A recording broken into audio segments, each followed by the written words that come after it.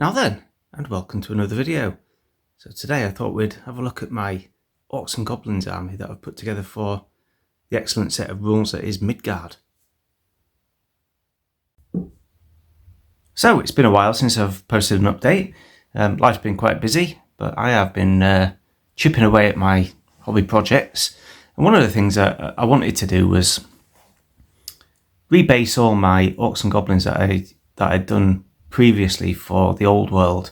I was never going to get on with the old world, I don't think. I never did have a game of it, just due to lack of opponents and lack of interest, really. But when Midgard came out, it was a perfect opportunity, really, to get them on the table, I suppose. And I've had quite a few games of these now. It's really good fun, to be honest.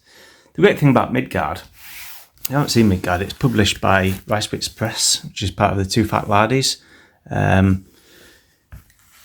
It's very much a sort of toolbox rule set, if you like, or at least the army composition is, where you can adjust the stats of units and things to how you want to represent them. So it's not prescribed in that way. So if you want your Orcs and Goblins to be super tough and brutal, you can make them that. If you want your goblins to be brittle, like they might just run away at the first shots fired at them, you can do that as well. But it's entirely up to you and how you want to interpret it. And it is a historical game as well. I think it's more leaning towards the historical side of things. And I've got my late Romans and my Picts and things, which I use for Midgard as well. And it works really well for those as well. But with using fantasy, you can start using the magic system and all that sort of stuff. And it's very much a toned down magic system. It's not like Warhammer where you can have a wizard that will change the whole course of a battle. It's very subtle in the way that magic's used and all that sort of stuff. But enough about the rules themselves. You can see over on the Two Fat Laddies YouTube channel, they've got a full playthrough of how the game plays and all that sort of thing. And a few other people have made battle reports and things. Check out Seven's Son. He's playing some Romano-British versus Saxon type games and things like that. It's really good. But I wanted to use these figures. So what I've done is I've just rebased them all onto 12 centimetre frontages. The depth of the bases doesn't really matter. But what I've ended up with is about 600 odd points worth of Orcs and Goblins for Midgard. So where should we start? I'll tell you what we'll do. We'll start with the army commander. So the leader of my army then. This is a new model that I've not shown anyone before, I don't think. Might have put it on my Instagram when I painted him. This is the general of my Orc and Goblin army. It's a 3D print from Avatars of War. I think it was only about 12 quid. I mean, you compare it to the Games Workshop prices. Games Workshop are cheeky buggers, really, because that is a much better figure, I think. Loads of options, different head options, different arm options and all sorts. Yeah, and that's mounted on I think it's a 60, no, it's bigger than 60, I think it's an 80mm circle that it's on. So that's the leader, that's the army general. Big angry orc on a big angry pig. And his bodyguard are the two units of boar boys that you can see behind there. I'll just show you one of them. So there's 5 on the base. So it's got a 12 centimetre frontage and I think it's 100 deep. I went for with these. That's those. And there's another unit of them as well. So that's 2 units of them. And then moving across. So the main bulk of the army is 5 units of Savage Orcs, led by the 2 champions here. Oh, sure, I wrote the names on the bottom of the base. Make it names for everybody, but I can't remember them now. Yeah, so you've got two champions. They're probably going to be level 1 champions in Midgard.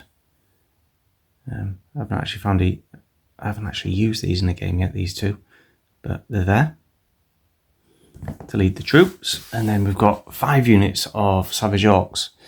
And what I like about Midgard is everything's based on, it's like multi-base, so you can make a little diorama on each base, if you like.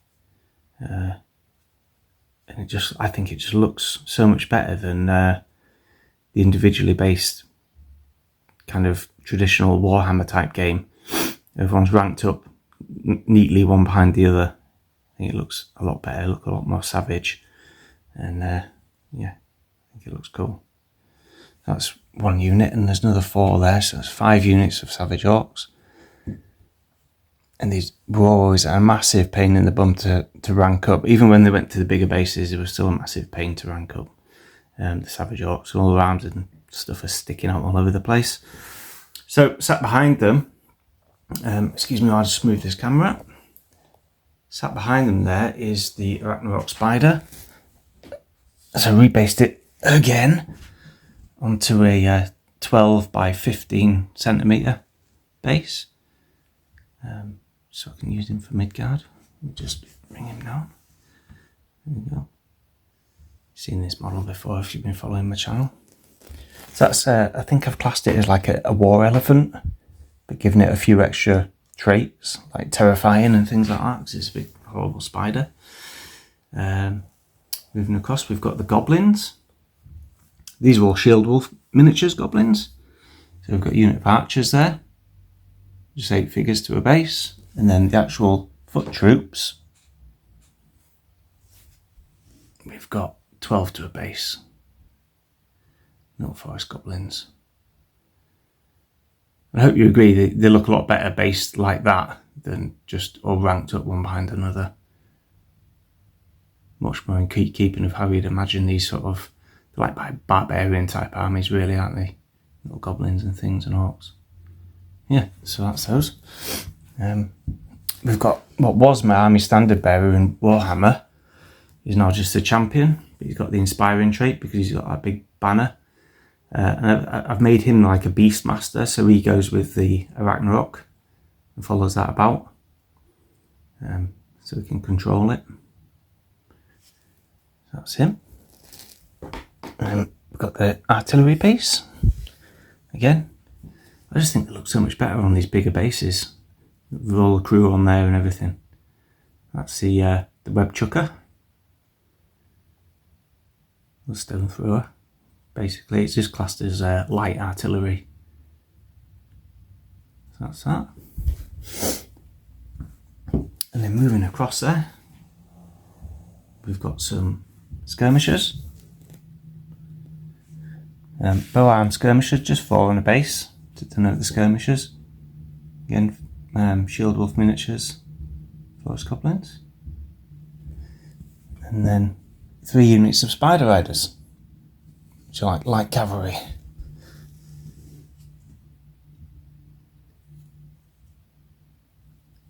Well, in fact, no, they're not light cavalry, they're like medium cavalry, but they've got the, what's it called now? The claw sphere, basically, the terrifying.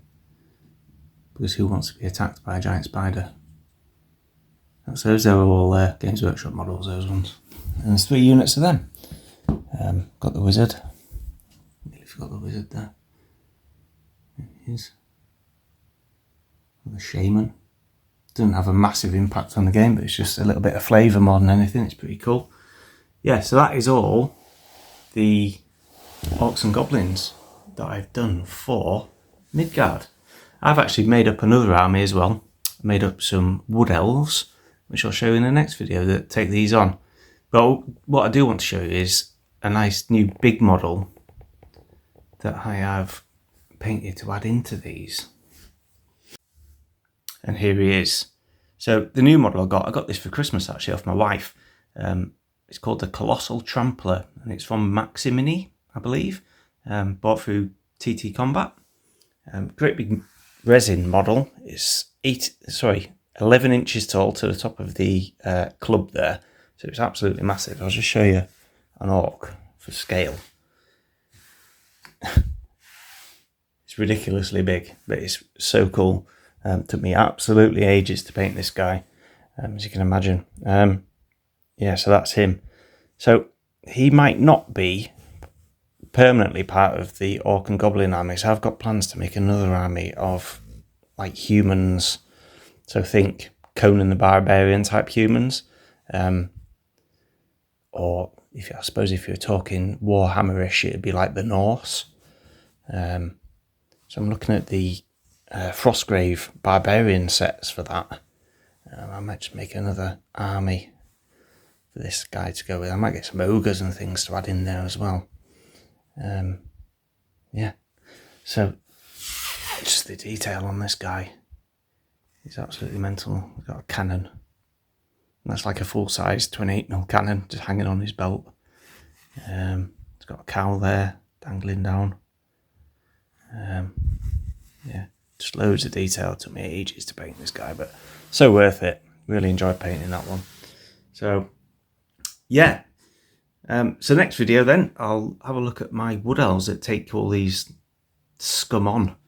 And generally, in fact, it's been pretty even. The battles I've fought. Every time, it doesn't matter which army I use, I normally lose, but I think the Wood Elves have won a couple and the Orcs have won a couple, so they're quite evenly matched against each other. A very different type of army, but it's just really interesting.